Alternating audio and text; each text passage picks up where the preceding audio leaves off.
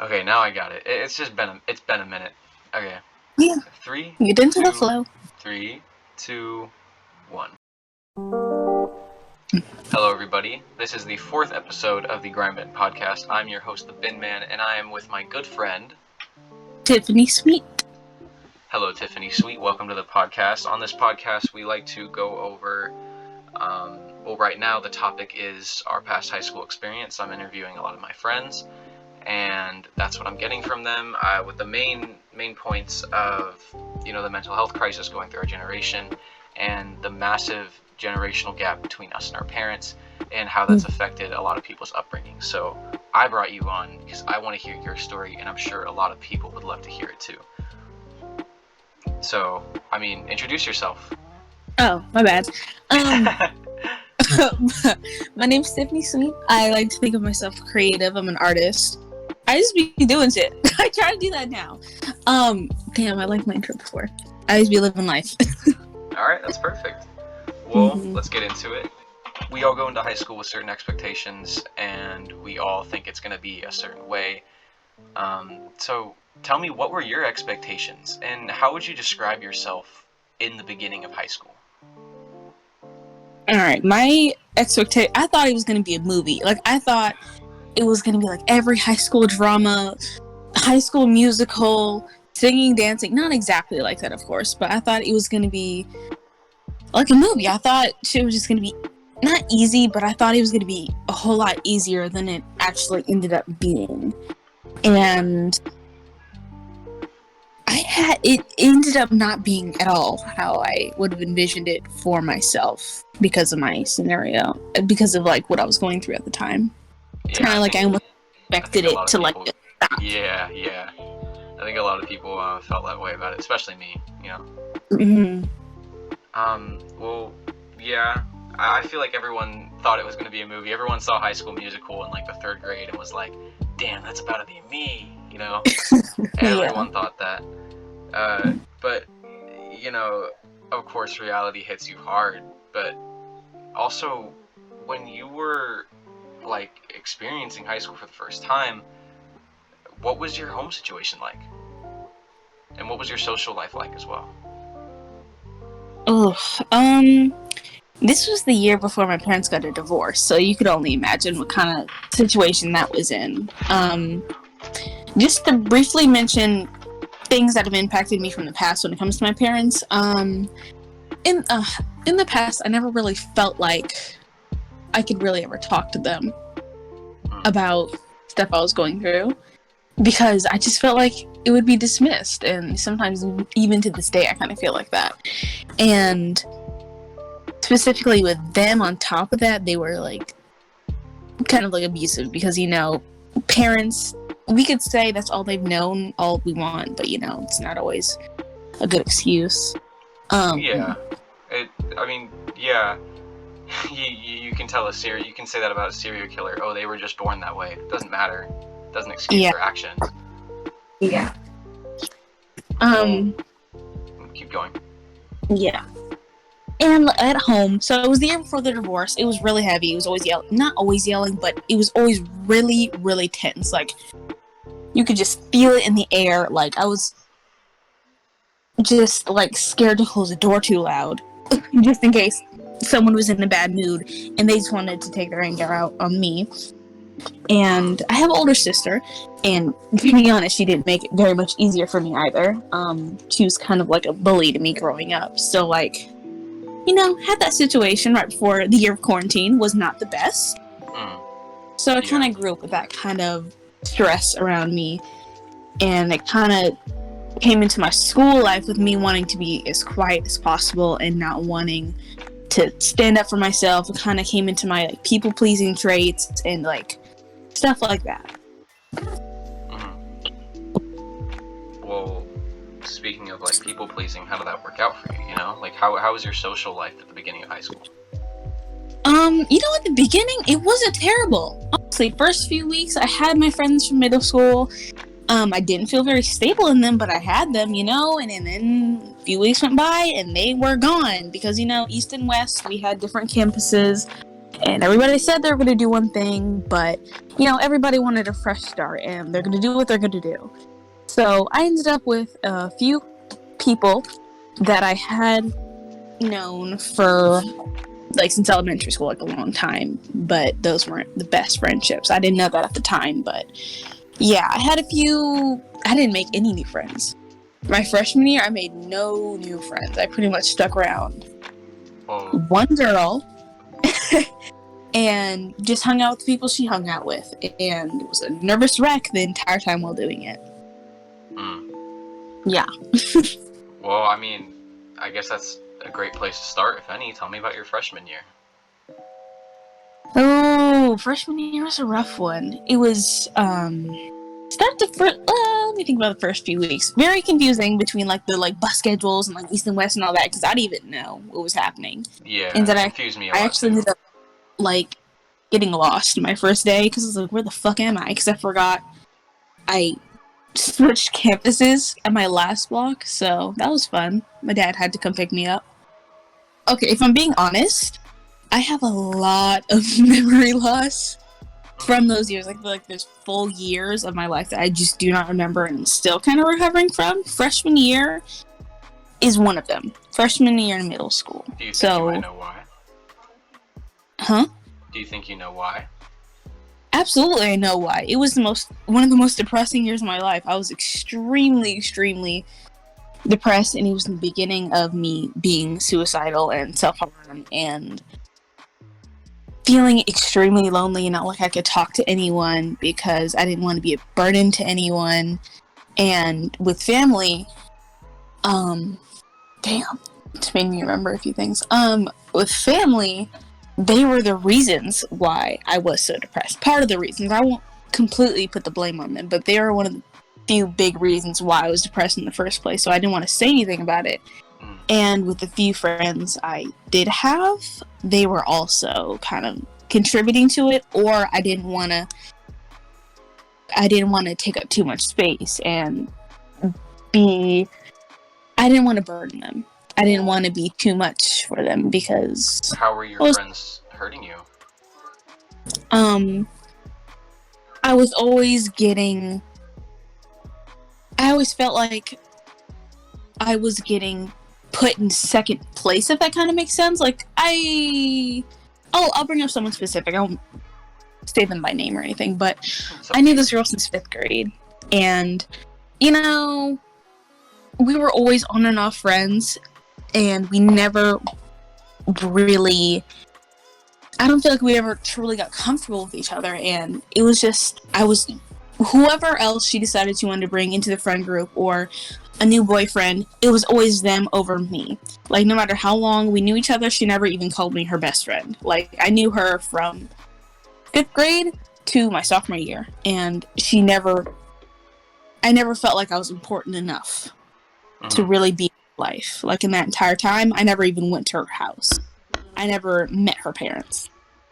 That kind of thing. She sounds like she was a huge, influence on you, though. You sound pretty dependent, no?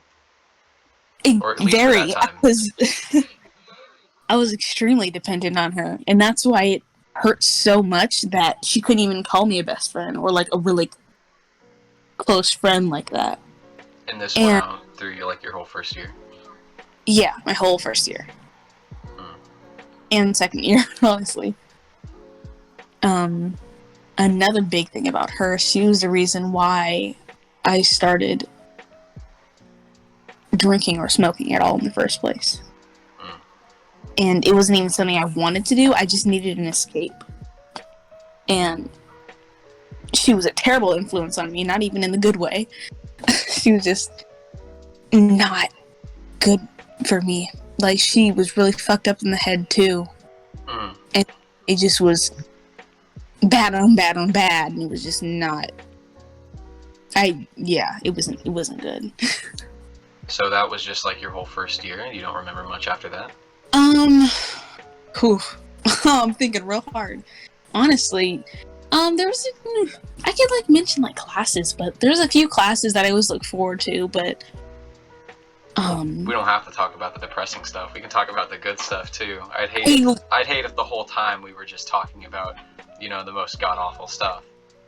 I know, I'm sorry, but that's literally all I remember. I promise you, I haven't had very many good moments in my life until recently. Like, that's, I don't know, I don't want to seem like ungrateful, but like, No, I really I mean, if that's try how to you remember. experienced it. Yeah, that's kind of really how I experienced it. It was really just kind of sucky. And like, all the negativity just sucked up any positive things that I might have remembered. I hate Well, that. you also talked about your family contributing a little bit. Was the yelling and like the tension in the house was that the only thing, or was there a little bit more to it? There was always like a, I don't know. There was like a, let me think on that for a second. We can move on if you want to think about that. We can talk about something else. Yeah, can we? I'm sorry. No, it's completely fine. This is you. This is your story. Mm-hmm. Well, I mean, you don't remember much from freshman year, but what you have said is, it's very informative. I'm sure a lot of people can relate to that as well, not wanting to be a burden on people. I know I can relate to that, Mm-hmm. I completely level with you on that. Let's move on from your freshman year, and Yeah. let's talk about your sophomore year. How was that when it first started, and were there any changes over the summer or anything? Sophomore year, parents actually got divorced. Separate housing. It was a little rough, but it was better. I had a lot of hopes going into sophomore year, and I think I did a decent-ish job at like accomplishing them. I really didn't go out like at all, but there were some fun times where it was like meeting new people, just fucking around, and like maybe like smoking on the back of the bus, or flirting with someone, like making just vibing, living life. Something I kind of did want to mention though is, how did your parents like treat your anxiety and depression? Were they like one of those parents who didn't believe in it? I remember there was times where my parents, like, they noticed something was wrong. They knew something was wrong.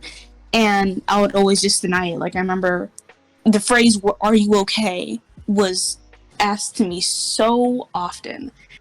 And I just always said I'm fine. I don't, like, something like that. Because I didn't want to talk about it with them. I just did not want to talk about it with them because, like I said, they're a part of the problem, and I just didn't want to talk about it. And I thought dying was easier than talking about anything like that. At some points, it's not like I hadn't made an attempt, but it seemed like some of the times that I tried, I remember one time specifically that my mom said she didn't have time for a depressed teenager, and that kind of shut down any thought of me wanting to speak up for like a long time. And when it comes to my parents, it's always go to mom about that, like go to mom, talk to mom, and then dad's just the one that'll give you the okay, or okay, I'll drive you. You don't really go to dad for that kind of stuff, or at least I felt like that's what kind of happened.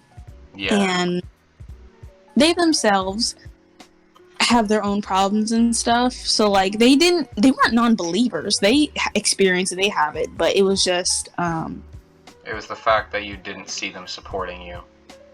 Yeah, I just didn't feel supported in the place that I was in, so I didn't speak about it, didn't want to speak about it. Yeah. So what, you like never said anything, or like how is that going now? Well, I started therapy over quarantine. Quarantine's a subject we could talk about because kind of a whole lot goes into it because junior year was quarantine. Oh yeah, sophomore, junior, yeah. I'm just gonna go into that then because that kind of has more going on. Well, then let's start. What happened junior year? Junior year, it was either do something about this or you die. So that was the beginning of like my healing journey and like my like wanting to like be an existing member of like society and like being happy again and like reaching out to people.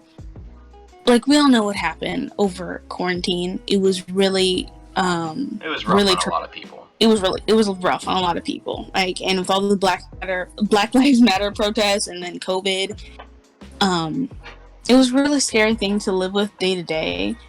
But I decided basically to lock my stuff in my room, and I was like, I am going to get better. And I honestly, TikTok was like my main source of like therapy before I started therapy. And I would just like, I really found that like I wasn't alone in what I was going through, and I found like a lot of like mental health videos and like therapy kind of stuff, like, you know, just like people I relate to and like other like people my age going through the same stuff. And like, Yeah. I realized I didn't want to be like those people that I saw, because, you know, the people who are just like always posting about it, crying online, and I was like, ugh, honestly. I saw that a lot too. I feel like I gotta like say something about that, because I've seen that so much. And then when I was going through my stuff as well, it's just like you see people like that, and it's like why are you advertising it to everybody? You know? Yeah, like it was so weird to see. Yeah, like you really clicked post on that wholeheartedly. Yeah. Wholehearted to that. Like I've done little very subtle things to express myself to people like publicly, but it was never obvious, you know. And it's just because like you kind of need to tell people when there's no one to talk to, and even if it's subtle and no one even notices, it still scratches the itch that you told somebody, you know. Yeah, so I've done stuff like that, but I've never publicly posted like, guys, this is it, like on my public story. Like I've never done that. Yeah, like I'm gonna kill myself right now. Somebody text pretty me. much. Yeah, it's just I've never done that. I always thought that was weird, but you know, continue.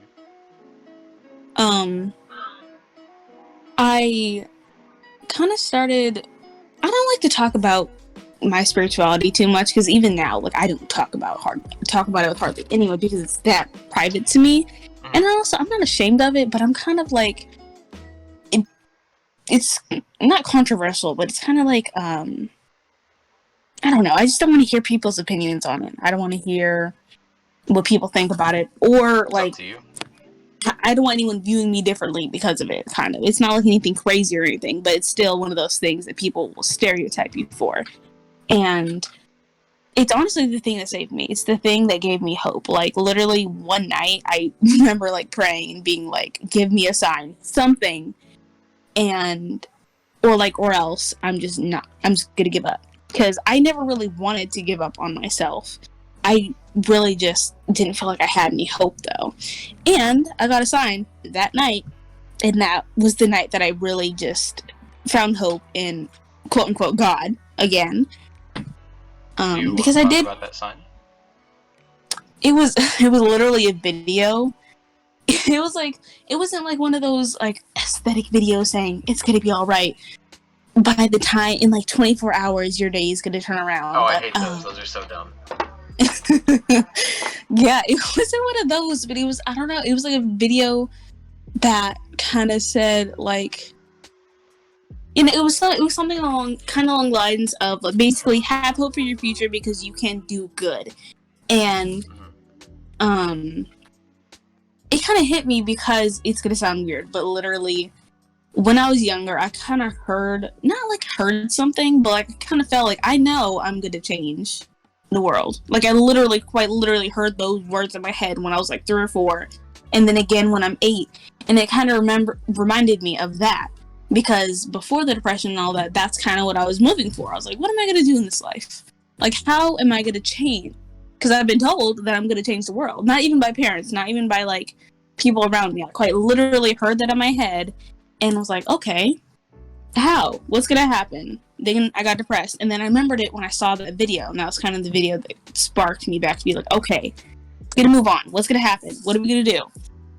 And from there, I kind of started researching into depression and anxiety and stuff, and not how to get better, but like why I was feeling the way I was, and then getting into that, and then starting to be like happy again. Like I started doing affirmations and stuff, and like really acknowledging the fact that what has happened to me is not my fault, but it is mine to deal with, and I cannot be like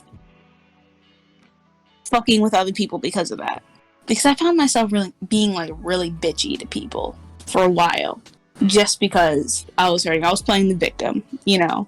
I was not being a bully, but I was on my way to being that kind of way. Yeah, you were kind of like growing bitter. Yeah, just being a sour old lady in a 13, 14, 15-year-old body. Well, I mean, you got better. And when was that during quarantine? Do you remember? It was a long fucking process, and even getting into my junior year. I mean, junior. That was the entirety of junior year.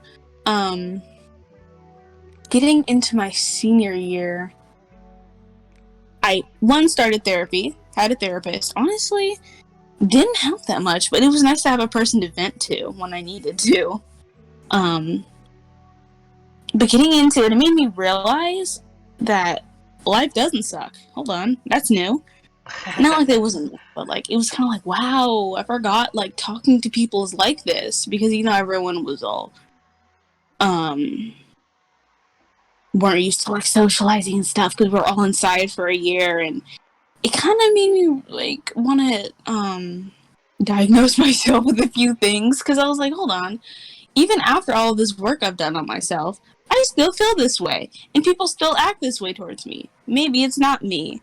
And I also like started talking to new people, and like I met you, and I met like a bunch of other people, and it's gonna sound weird, and it kind of sucks. Like I almost find myself like embarrassed to say this, but it was like for the first time in a long time, I met new people, because I was just stuck with the same people for so long, because I kind of didn't allow myself to branch out, or didn't feel like I could, or was too anxious to, you know, all that kind of stuff. That's not bad to admit at all. That's amazing that you can admit that to yourself, because a lot of people can't. A lot of people stay where you used to be, and they don't get better, you know, and they don't they don't pull themselves up by their bootstraps and be like, you know what, life doesn't suck.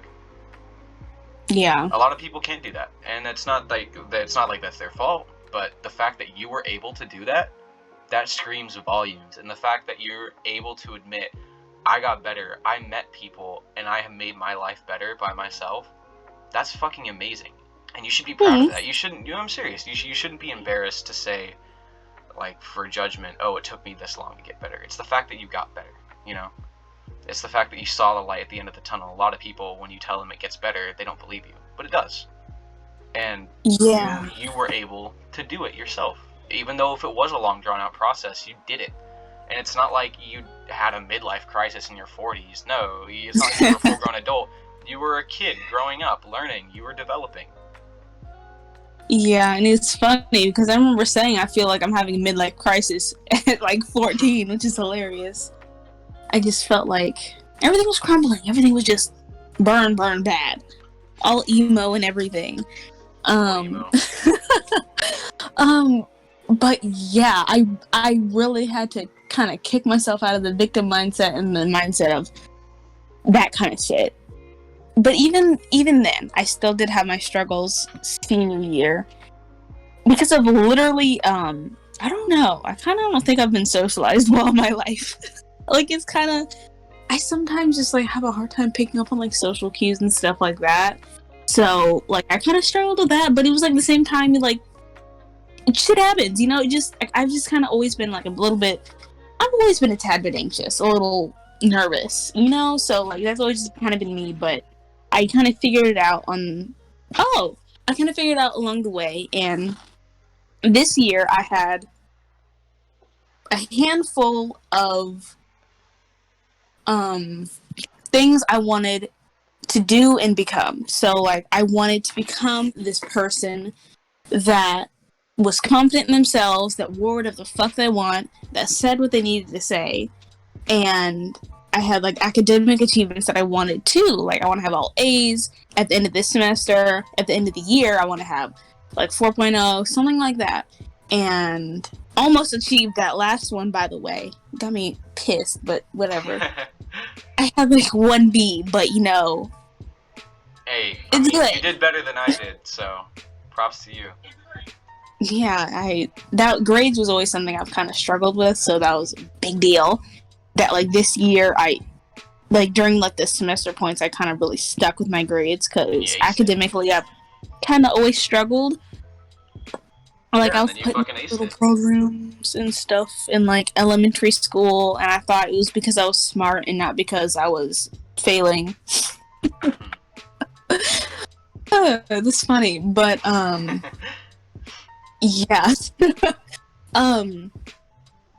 Hold on. So yeah, this year was the year that I allowed myself to be myself in all of my emo glory. I finally started letting myself rest the way I wanted to. Your fits look 100% on fire every time, so. And you give me a whole lot of confidence, let me tell you that. Dude, they always, I'm sorry to cut you off, but for the people listening, they have the greatest fits ever. Tiffany has the best fits ever, the best style I've ever seen. And it literally makes you jealous every time they walk past you. Well, thank you. And honestly, it was one of the first times in my life that I didn't do anything for anyone else. And I was shocked to notice how many people were complimenting me. Like, I would walk past and, like, in a day, I'd get, like, 10 compliments on my outfit, on something I was wearing, and how I was looking. I was like, oh my god, I've never gotten this much attention in my life. And it was literally just because I was being myself. I'd never experienced that before. Isn't that crazy? And, yeah, crazy, man. Like, who would have thought? Being yourself does wonders. Because I was always trying to be... See, that made me remember something of, like, freshman, sophomore, junior year. I was always trying to be someone else because I was so ashamed of who I was. Because I to this day, I've never met anyone like me. Like, a black alternative person who was, like, nerdy and, like, weird in my kind of weird. And, you know, I have reclaimed the word weird for me because that used to be something that, like, really hurt me. But now, I'm just like, yeah, I'm weird. It just means I'm not like you. Yeah, I felt that way too about stuff. Like, over time, you like mature, and then you like embrace what people say about you because that's you. Mm-hmm. And you learn to accept it. Yeah, it's like, fuck you. I am weird. You're just mad because I'm different, and you're like everyone else. Exactly, because you're just not like me.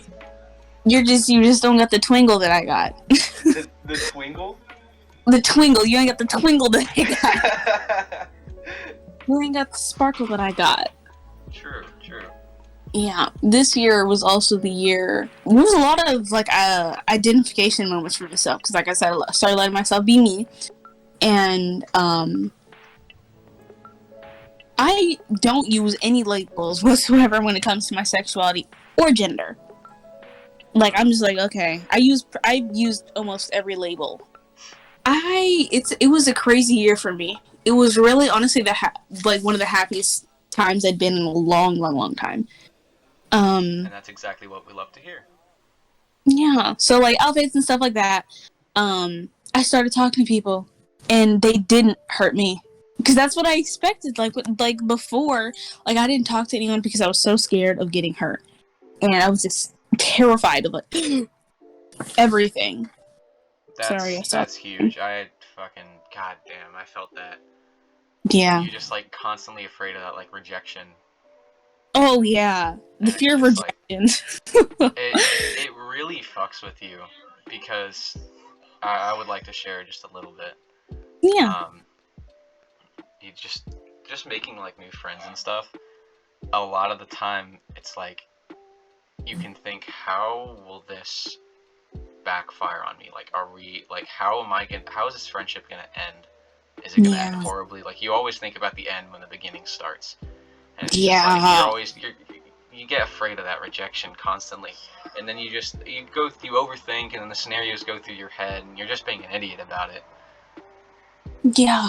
Because like whatever happens, and at the end of the day, I mean, if you end up breaking off with somebody, that's a good thing. That means they weren't meant for you. Oh, I felt that so hard. I love that you said that. It's like we're the same person or something. Yeah. It's literally, it's literally like the reality of the situation. You have to think ahead of time, but think like not overthink. You basically say, these are the real situations of what's going to happen, and here's the reality of it. You know, if this person left, why should I care? I'll start a friendship with them with my goal to not end, to be with them till I die, because that's what you want with friendships. But if it falls out eventually, then that's just how life is. You know, you go through people all the time. I lost a lot of my friends during senior year, and that's just life. But that's a good thing, because you know that they're just not for you. They're not supposed to be in your life, and that's fine. You had your fun, and now it's over. I fuck with you so much. I thought about that. Well, it's the same thing with like relationships too. If you're not happy in a relationship, you got two options. You either suck it up and deal with it till you guys die, or you break up. Literally, like a lot of people like struggle with like relationships, but it's like, you know, sometimes, I'm not saying this for every relationship, but you know, sometimes to a lot of times, it's that simple. You know, you figure out a way to deal with the problem, and you live with each other till you die, or you break up. Mm-hmm. But, you know, keep going. I just wanted to say that because I really, I could really level with you on that. Yeah, no, I'm glad you said something, because you said it better than I would be able to. I literally, what you said, word for word. You can't. I got to the point where I was lying to myself to try to make other people feel better, and that was part of the people pleasing, you know. I was lying, saying, oh no, I like you, because I don't want to hurt their feelings. Man, fuck their feelings. Who gives a fuck? You're gonna die unhappy, or you can keep on living happily. So, like, I just really learned you have to do shit for you. You can't live for nobody else. Nobody is your hand. I mean, your life is in your hands. Yeah, it comes down to the phrase. Oh, wait, keep going. I don't want to interrupt you again. No, keep going. You're fine. Oh, I was just gonna say, it comes down to the phrase, I'd rather die standing than live kneeling. Exactly. You have the words that I can't say. It was like, senior year was such a big deal, but I sometimes forget to reflect on how far I've come when it comes to those things. Quick little flashback. Quick flashback. I remember I talked to one of my teachers that I had freshman year, and I remember he told me specifically, like, you were so quiet, you like never talked. He said he never heard me talk before. Like the time I talked to him later after my freshman year, because I had him multiple years in a row. And I was like, damn, was I really that quiet? Was I just, like, I didn't talk to anybody in my class. I was completely isolated. Self-isolation was something I did, too. Because I was like, nobody's going to want to talk to me. Why would I talk to anybody else? I don't want to be... You had that defense mechanism that a lot of people have, where it's like, if I never invite anyone in, I'm never going to get hurt. Mm-hmm. It made me remember that I have been many different people in these last 18 years. I've been a lot of different people, and, like, talking to people was rough. I found myself finding and wanting validation from, like, the adults around me so bad. It was kind of embarrassing looking back on it, because it's like, what the fuck, man? Like, I know I did it, but, like, damn. Yeah. It was just, I so heavily wanted to be their child. Like, I so heavily was just like, mommy. Not literally, but I just so heavily that validation. Like, I needed it so badly. I wanted it. I didn't need it, because obviously I lived without it, but so badly I wanted them to see me as an equal, because, you know, in the past I didn't experience life like that. I didn't feel like an equal to the people around me, and on top of that, I've never really related to people my age, to, like, the scenarios and people around me, because I'm the youngest. Oh. Can't tell. I'm the youngest. And I was, like, even the youngest, some of the youngest cousins for a while, too, so, like, all around, Just I was the youngest, I was always around people older than me. So of course, I was always in those kind of quote unquote adult or older conversations. I was never really around people my age. So when I was at school and stuff, it was like isolating because it was like, what the fuck are you guys talking about? Why can't we have like a serious conversation? And that's another reason why I didn't have a lot of friends, because it was like degrading almost to be around them.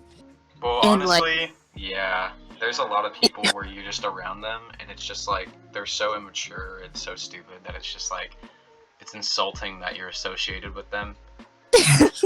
I mean, it's true. It's real. There's people like that who are adults too. It's just how it is. Ooh, yeah, and it sucks so bad. It's like, dude, just get your shit so I can be your friend. Like, I just want to be your friend. But, like, you're being stupid, so I can't. Or, like, don't want to. But, yeah, I found myself craving a lot of validation. And I just, at the same time, it's not like I didn't know that I was doing this. It was like I was consciously aware of me doing it. And I was like, you know, victim mindset playing it again. It was like, I deserve this. It's fine for this. It's like blah blah blah. They haven't said anything, and it was like I've created a bad habit, or I had created a bad habit of like reading people's like minuscule nonverbal cues, and I was constantly afraid of someone being mad at me. You can imagine where that comes from. I wonder where. It was like I was constantly afraid of someone being mad at me or thinking lowly of me because I worked so hard, right, on becoming this person that was better than I was in the past. But, you know, I could say now that that's not always good enough for people. Just because you have improved your life doesn't mean that you're like this perfect person that everyone wants to be around. And I had to kind of, weirdly at the same time, give myself an ego check. Yeah. And I still sometimes have to give myself a little bit of an ego check. So I'm like, I'm great. Okay. No, it's not even an ego check. I just am confident in myself now. You just gotta like remind yourself. You're like, man, fuck these motherfuckers. Like, who are they? Exactly. Because it won't even be worth it half the time. Because it's like, I'm craving this validation from this person that's kind of sus. Like, and they what probably the don't fuck? even care about you as much as you care about them. So why are you giving the energy? Yeah, that's something else I kind of had to learn again this year. I would say this year, because 2022.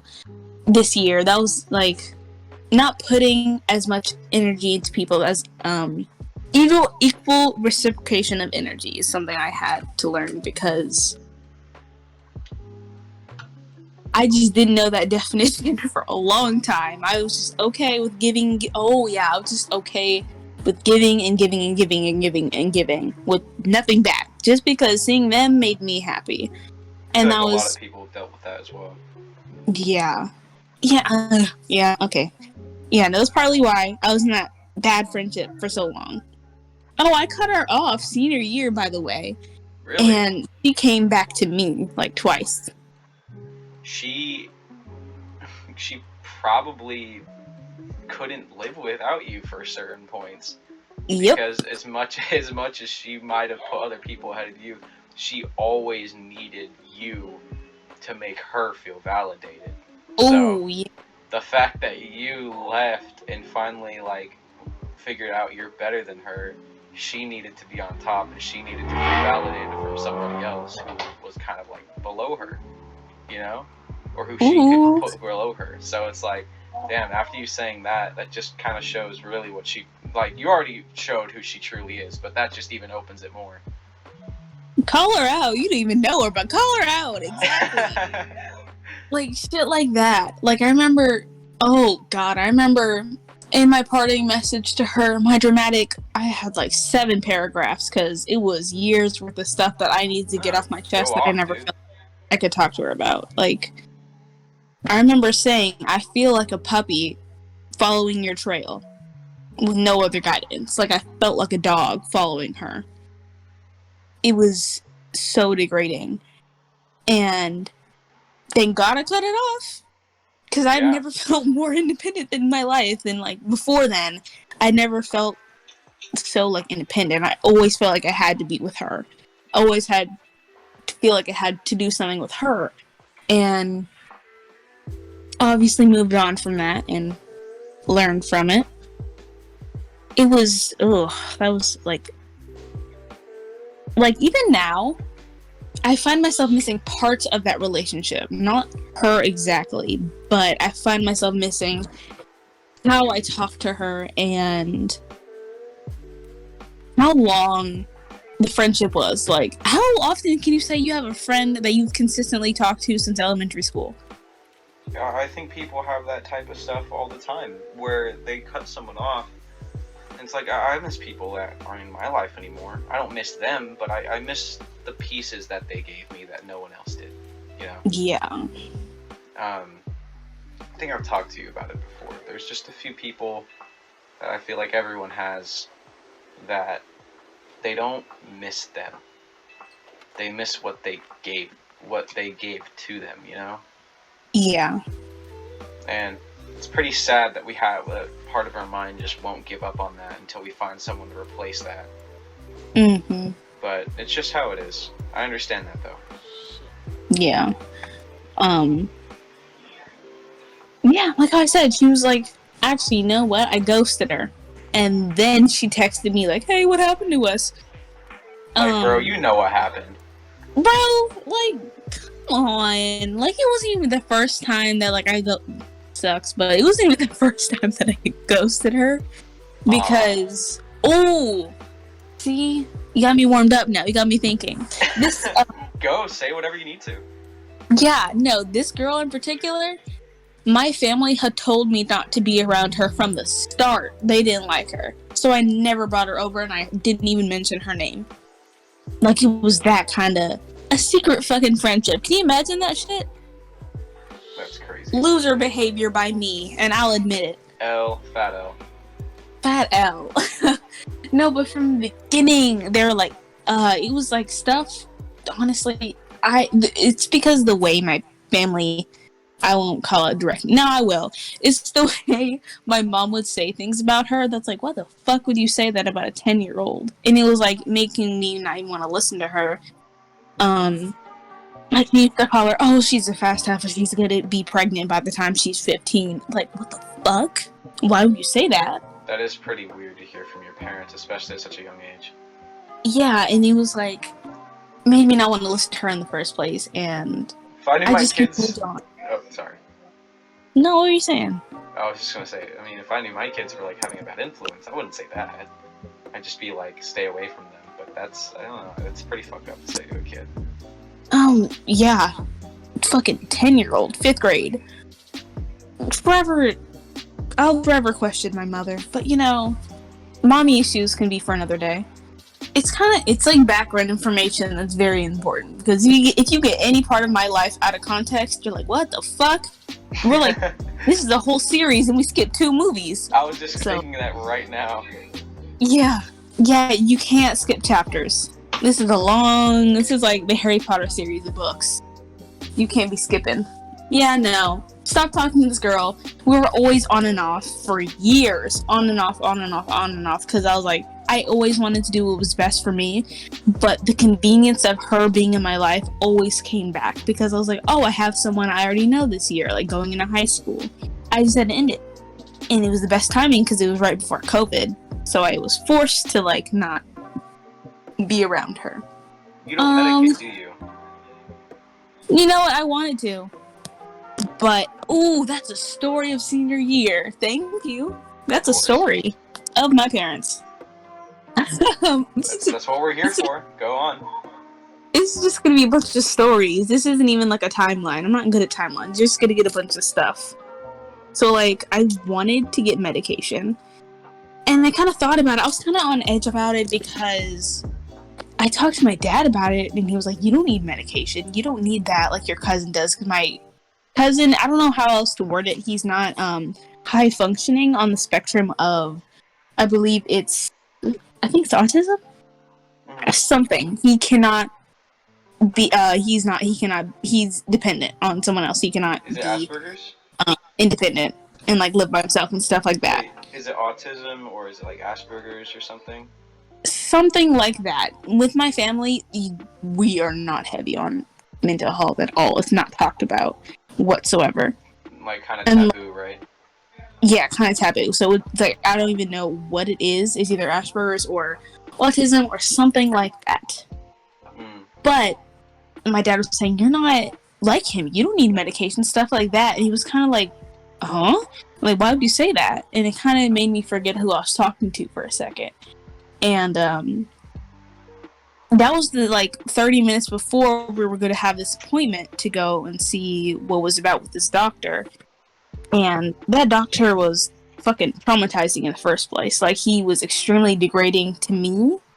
Really? And was, yeah, because it was a video call because everything was online still. And we went on, and he was asking me these questions, these really intense, he called them safety questions and stuff like that, so I had to answer them. And also, my dad also had to be in the room, like, sitting next to me to answer some questions, too. And because I was a minor, he had to be in the room, so he had to listen to all my questions. And I had to say a bunch of things to this doctor that I hadn't even told my dad. And it was stuff that happened from freshman year. And it was like, he was like, have you ever wanted to kill yourself? And if so, how? And I have to tell them exactly what I wanted to do to myself.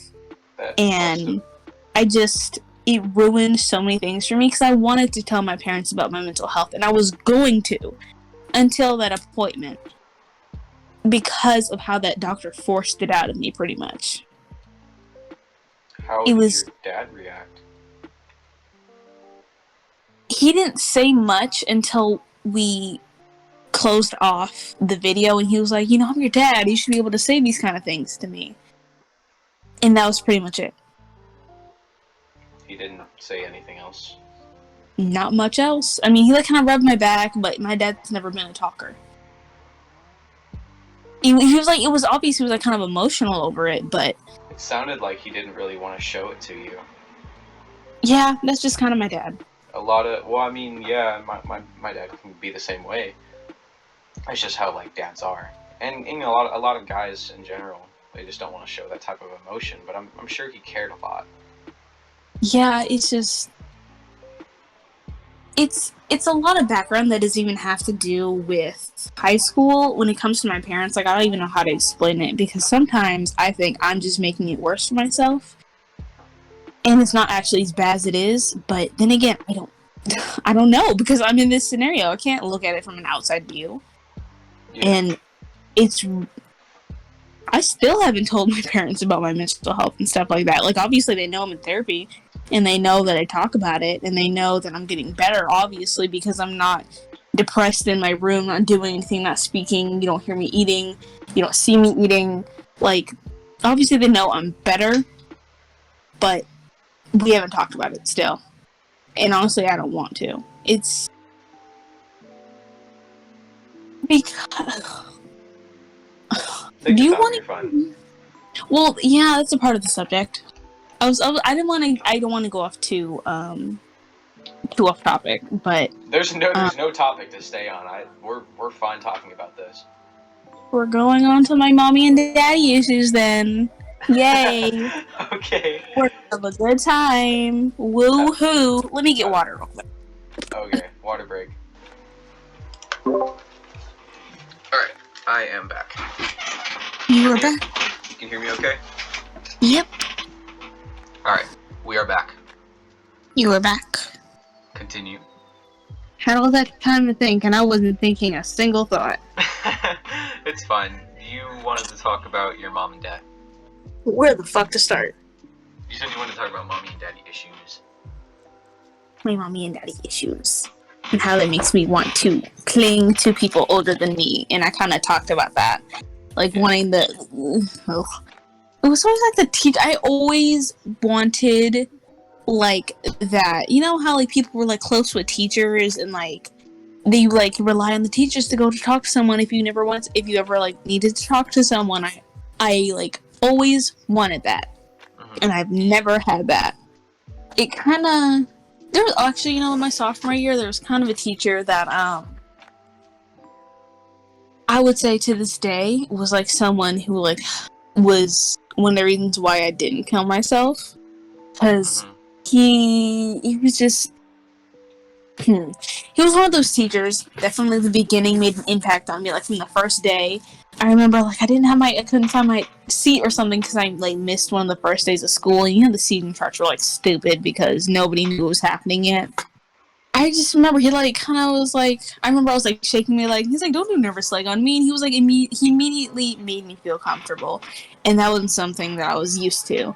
Um, if you can't tell, there's a little bit of a continuous cycle of me feeling uncomfortable and like stuff like that. So like me being comfortable with this person immediately was like, oh, I am going like I'm gonna imprint on you now. I choose you. uh, and like he was just one of the teachers I felt really comfortable with, and I don't know, like literally he just made me feel comfortable, and he was one of the reasons why. Damn, where the fuck am I going with this? No, sometimes it's that simple. It's fine. He just made me feel comfortable, and he was one of the reasons why. He was literally like, if I kill myself, what is he gonna think? Like, what is he gonna think? Like, what if, like, they hear on the news tomorrow that this girl or this person from this place killed themselves, and I just stopped showing up to school? That teacher was one of the reasons why I didn't want to. And it was literally, at one point, the only reason why I didn't. Not friends, not family, nothing else. Literally that one teacher. And sometimes one of my regrets. I said sometimes that's all it takes. You just need one reason, and then it helps you get through it. Yeah. He was really that man, too, forever. It kind of sucks, though, because I was all awkward with him, like, my, like, senior year, because I sat right by his classroom, but, like, social anxiety took over, and I never really said anything. Like, I always wanted to tell him, like, thank you for being that mentor in my life, or, like, even just being that person that was nice to me. Like, he just went a little farther than just doing what was absolutely necessary in a classroom, and like really engaging with the students. And I was just too like, I just never said anything. That was one of my regrets going out of high school, that I never told him and thanked him for that. To this day, a little bit, but I try not to hold it against myself, because I know what I was going through at the time. Yeah. Even graduating, I was always going through something. I can't never be happy, man. Like, shit. Looking back on this, I wish I had something positive to say. Like, I do. Senior year, I do. I had a great time. Can I name those times? Kind of, not really. I hate for it to be so pessimistic. I really, really do. It's just how it is, though. I mean, you can have good times, but high school is a huge battle. It's crazy how, like, in high school, like, do you remember what you learned in Algebra 1? I didn't take algebra. Did you remember what you took, like, in your first math class, and do you remember any of it? Honestly, yeah. Really? No, oh my gosh, I was about to make the example, like, nobody No. remembers your classes. Ask about my English. Nope, hold on. I remember my classes because I was very hyper. Ask me about my sophomore year classes, because I don't remember those. Classes? Yeah. Well, I mean, if you don't remember them, no. I don't. Ask. But it's just like, I was just gonna make. You were the exception, I guess. But every other person I would have asked would say no. They don't remember what they took. Like what was in Algebra 1. They don't remember what was in social studies. I don't even think social studies is in high school, but you know what I mean. And it pisses. A lot of people don't remember that, but what they do remember is the social experiences they had, because although you go to high school for education, that is the one thing that people forget most often. I'm sorry I ruined that analogy for you. No, then. I mean, I'm actually happy that you went against it. Honestly, I only remember Excel, so like I didn't talk to anybody else. That was like all I was dealing with, and specifically math, because like I was like, man, fuck this, I don't want to do this, but I worked hard on it because I was like, I want to not fail so badly. Like I remember seeing my grade go up from a D- to a C, like over like winter break, those like final report cards, and I was so happy. That was like the best time. Anyway, I still think of math sometimes. It haunts my dreams. Honest to God. Man, fuck that. I'm never taking a math class again. Like, why the fuck would they do that to us? That was like psychological torture. I like how we just completely went off topic onto this. That's hilarious. Man, I don't even care because that was torture for real. Like, oh my god. Oh no, it was. I hated math. It was horrible. I had to lean on a tutor to help me, and not even gonna lie, she basically did it sometimes where she would quite literally just get the answers and then just give it to me. As she should, because nobody knows what they're doing. Nobody appreciate her so much. And she was a teacher as well. It's not like she was a student. She was like a teacher who like straight up researched the book for me, and she like helped me a lot. I would not have gotten through math if it weren't for her. She was just a homie then. She really was. She reminded me a lot of my grandma. But anyway, who cares? Listen, me and photo math? Fuck photo math. It even worked like that. I'd still get the answers wrong, but like only sometimes. Only sometimes would it help. Well, yeah. I mean, that sounds... Is that sum up everything? Or is there anything else you want to talk about? Did you have any more questions? But I want to know. I want to know if there's more to this story. Is there more you want to talk about? Anything else that's on your mind? Oh my gosh! Oh my gosh! Yes, you made me remember. Well, then there you go. My goals. Okay, I'll talk about my goals for the senior year, and that was it. I had a handful of goals that I wanted to do for some reason, and they all magically happened because I'm just that bitch, and I'm just great at everything apparently. So like I'm just that dude. I'm just that guy. I'm him. Him John, yeah. I wanted to go up to people and make friends. I wanted to have pretty much straight A's in my classes. And I wanted to get an award at the end of the year for something. Somehow, all of those things happened. Like, I frequently went up to people and was like, oh my gosh, I think you're cool. We should be friends. And I kind of did that with you. I didn't say that, but I kind of really made an effort to be a friend with you. Because I was like, this dude is so cool to me. I'm about to be his friend. I'm about to friend the fuck out of you. And I did. And that shit worked. It did. It didn't work. It did indeed work. And you know what? Apparently I'm good at that. So, yeah. Little redemption arc story we have here. Yeah. Honestly, surprising. Actually, no. Everything you've been talking about is a huge redemption arc. Fuck it. Huge. You sounded like you went from such a horrible place, and then you were just like, man, what the fuck am I doing? And you did better. Literally. Like I said earlier, that's a lot better than a lot of people can say, even full-grown adults, you know? Yeah. And, again, saying it's not anyone's fault that they can't get it together. It's just the fact that you became one of the exceptions. I'm the exception. I remembered my math from freshman year. Yeah, you remembered your math. You didn't need photo math. I did need it, but I kind of didn't. It kind of sucked ass. But yeah, no. Senior year, you know, with the things that didn't work out, I learned with friends. You know, with the things that didn't work out, I'm glad they didn't, because I ended up seeing later on in the year, I didn't want to be friends with those people. And I'm glad that it didn't work out with, like, my approach to them and attempt to befriend them and stuff like that.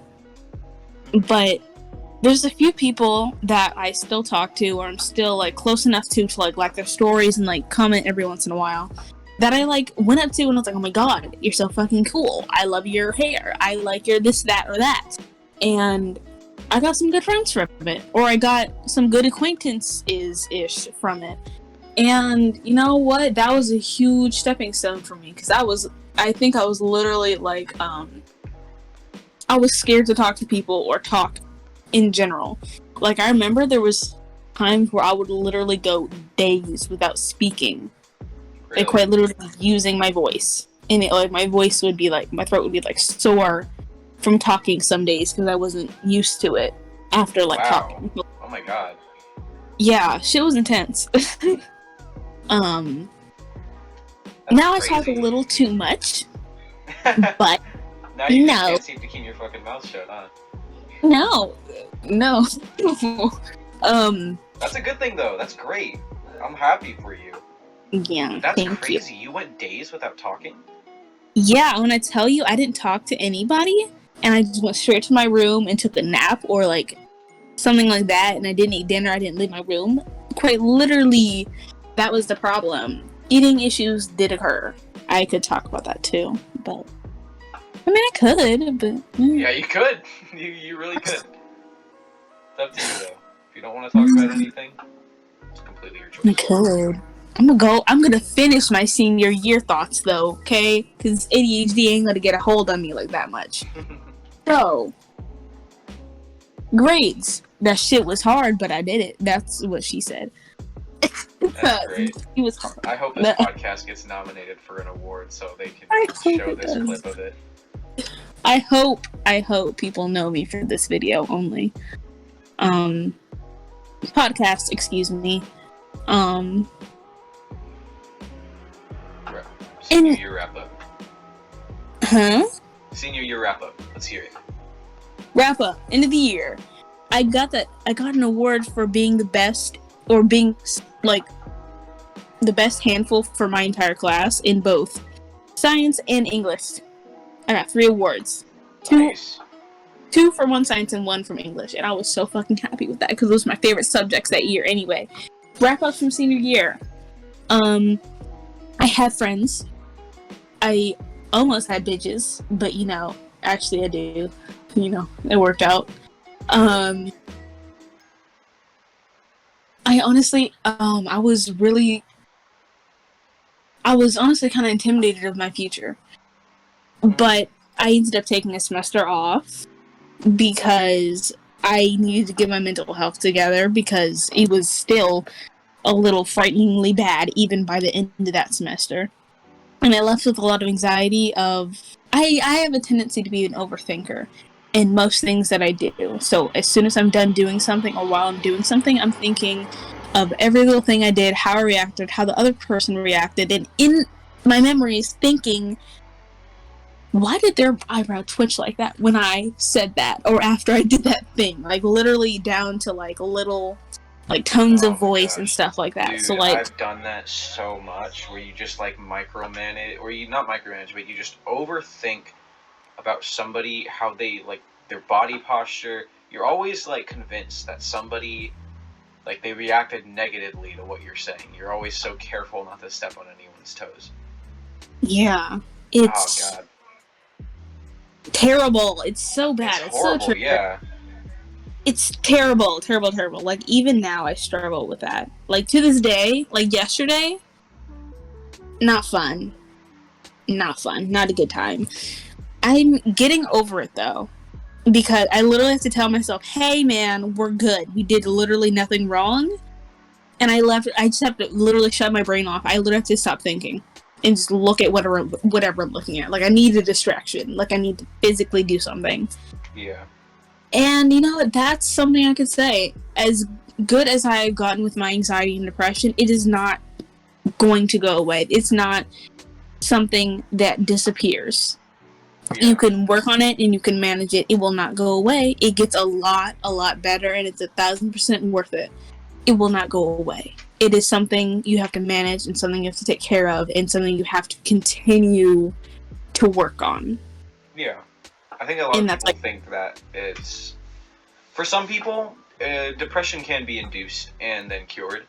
But that's the people who were not, born with that chemical imbalance. Yeah. Probably for people like you and me, it's something that we're born with. I was born a little sad, and it's okay. I was born a little sad and anxious. Had a little bit of a nervous tick. Oh, did you know I literally think I had a slight case of like Tourette's for a while. Really? Because like anxiety and depression, yeah. Like uncontrollable, like It was like verbal tics most of the time. I don't know much And about Tourette's. I don't know if it can be self-induced from stress or not. I don't know. I looked a lot into it, and I was like, "Am I just faking this? Because like, why would I fake this?" But I don't know what involuntary. I don't know what it was. I don't know what it was. It was. I think there was something like it that could happen from stress, but not the thing itself. Mm. Anyway, what was I talking about? Tourette's. Before that. Damn, man. That's why I can't have a podcast. Even I don't remember, but you know what? It doesn't really matter because the viewers heard it, and the viewers can go back and look at it. Yeah, just get back 10 seconds. Yeah. And it's off senior year, great. Taking a leap year. Skipping a semester. And here we are now. Shit doesn't always get better, but you have to work on it. No. Things do get better, but you have to work. I was about to say. Things do get better, you just have to work on it. Things don't get better. Everybody is for you. Shit happens. Allow it to happen. Not everything that happens has to be a good or bad thing. Some things just happen. True. It's not always someone's fault. And, yeah. Those are my words of wisdom. Well, to wrap it up, I have a few questions I would like to ask you. Yes, How would you describe yourself now compared to you when you were, freshman? That's kind of like rubber band back to the beginning of this episode. Now, I think of myself as very independent. I think of myself as very hardworking on things that I want to do. Emphasis on the word want. Things that I want to do, I'm very hardworking towards those things. I'm very mental health savvy. I'm constantly working on myself to improve on what I can do. And that kind of stems back into like the overthinking a little bit, into like micromanaging, like, oh, what was the posture of that person's body when I said that? Kind of a little bit into that, but also checking myself when I get into that kind of thing. Physically getting better. Physically trying to do better for myself. Learning what I like and what I want is like an important thing to me. I'm accepting the fact that I'm still very kind of childish, because I tried to deny that from myself when I was younger, because I was like, you're a teenager now. You need to be all angsty. Or you need to like be not as childish. And like, man, fuck you. I have my stuffed animals still, and I love them. A lot of people. I know a lot of people that still have stuffed animals. I have stuffed animals, dude. I'm collecting them. I love them so much. Right here with me, right now. Yeah. I'm very focused on mental health and things I like to do. I'm an artist. I continue my art. When I was really depressed, I stopped doing my art as much.